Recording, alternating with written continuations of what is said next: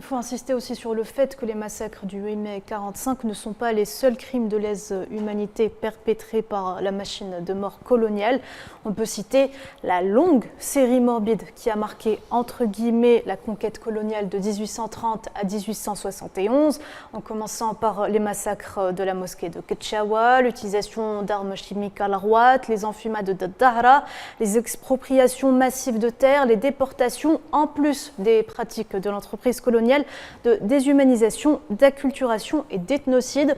On peut aussi citer les crimes de masse perpétrés durant la guerre de libération nationale et autres pratiques répressives comme le déplacement forcé de millions d'Algériens, les régimes concentrationnaires, l'utilisation d'armes prohibées comme le napalm, la torture systémique, les disparitions forcées et les millions de mines antipersonnelles ou encore les essais nucléaires entraînant un crime d'écocide avec des déchets radioactifs et qui constituent toujours aujourd'hui un danger pour les personnes et pour l'environnement. Et puis je vais finir avec un crime d'État particulier perpétré en plein centre de Paris contre des travailleurs algériens qui étaient sortis pacifiquement manifester. C'était le 17 octobre 61. Ils ont été sauvagement assassinés par la police coloniale sous les ordres de Maurice Papon, vous vous en souvenez, qui était déjà responsable des déportations durant la Seconde Guerre mondiale. D'ailleurs, Maurice Papon qui a été condamné pour les rafles du Veldiv, mais qui n'a jamais été condamné pour les massacres du 17 octobre. Pourquoi, selon vous, M. Tahrout?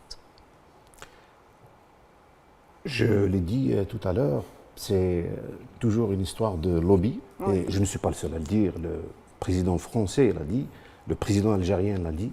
Donc il y a un lobby très fort qui ne veut pas à ce qu'il y ait cette reconnaissance, à ce qu'il y ait cet apaisement entre les deux pays. Et je pense que ce sont les reliques les nostalgiques et les reliques de l'Algérie française. C'est puissant, ça existe. Et dans les hommes politiques français, qui sont influents, et dans les médias aussi. Donc la confrontation existera toujours. Maurice Papon, il symbolise pas mal de choses. C'est le trait d'union, parce qu'il a été collabo pendant la Deuxième Guerre mondiale, collabo avec les nazis, et il se retrouve préfet donc à Paris pendant la colonisation. Donc c'est un trait d'union intéressant entre le nazisme et la colonisation, et il avait sous ses ordres, pendant les massacres à Constantine, dans le Constantinois, c'était en 1960, un certain Maurice Ganassia qui est Henri Comacias. Donc c'est étonnant, oui. Ce Maurice Papon, il synthétise un peu la France d'une certaine manière, avec le sionisme, la collaboration avec le nazi, et en même temps le colonialisme. Et en même temps, il n'a jamais payé pour ses crimes. Oui, on a vu, puisque vous citez le nom de ce chanteur, on a vu ses positions par rapport à Gaza. On revient encore à Gaza, ses déclarations. C'était des appels au meurtre. Des appels au meurtre, à la liquidation physique des gens qui s'opposaient à leurs idées. Mais là aussi, il n'a pas été inquiété. On a vu sur un plateau de télévision où le journaliste le suppliait, enfin indirectement, de retirer la phrase.